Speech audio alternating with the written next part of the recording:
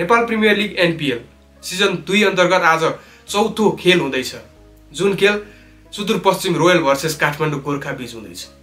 काठमाडौँ गोर्खाले आफ्नो पहिलो खेलमा जनकपुर बोर्ड्सलाई हराउँदै सुखद सुरुवात गरेको छ भनेदेखि त्यही लयलाई कायम गर्न आज काठमाडौँ गोर्खा चाहन्छ। तर सिजन 1 मा एकदमै राम्रो प्रदर्शन गर्दा गर्दै पनि अन्तिममा फाइनलमा गएर हारेको सुदूरपश्चिम रोयल यो सिजन ट्रफी जित्ने मनोबलका साथ मैदान उत्रिनेछ। आजको खेल हेर्न एकदमै मजा हुनेछ। काठमाडौँ गोर्खा अहिले निकै नै बलियो देखिएको छ।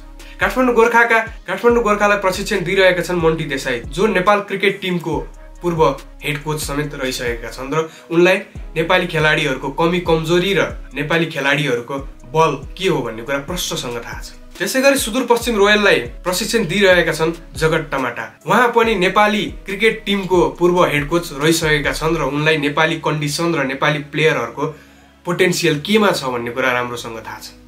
र आजको म्याच वाइल्डै क्रेजी हुनेछ।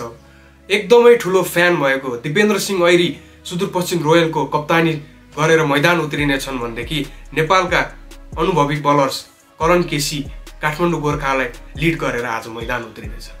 तपाईहरुलाई के लाग्छ, आजको खेल कसले जित्छ जस्तो लाग्छ, काठमाडौँ गोर्खा कि सुदूरपश्चिम रोयल? काठमाडौँ गोर्खा विदेशी खेलाडीहरूको आडमा एकदमै बलियो छ भनेदेखि सुदूरपश्चिम रोयल नेपाली खेलाडीहरूलाई बोकेर आज मैदानमा उत्रिएर काठमाडौँलाई हराउने सोचमा हुनेछ। टियु इन्टरनेसनल ग्राउन्ड अहिले त्यहाँ बसेर खेल हेर्दाको मजा बेग्लै हुन्छ। अहिले नेपाल प्रिमियर लिग एनपीएल को विश्वव्यापी रूपमा नै एकदम चर्चा पाइरहेको छ। बीबीएल पीपीएल भन्दा एनपीएल चाहिँ सबैभन्दा राम्रो हो र एनपीएल चाहिँ ठुलो हो भन्ने कुरा अहिले इन्डियन मिडियाहरुमा एकदम चलिरहेको छ।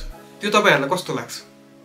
नेपाली प्रिमियर लिगले यस्तो वर्ल्ड वाइड चर्चा पाउँदाखेरि एकदम खुसी त लाग्ने नै भइहाल्यो। र आजको game Kathmandu Gorkhas versus Sudurpashchim royal हेर्न भने नछुटाउनु होला। यो पोइन्टसम्म आइसक्नु भएको छ भने कृपया भिडियोलाई लाइक र कमेन्ट अनि एक सब्स्क्राइब पनि गरिदिनु होला।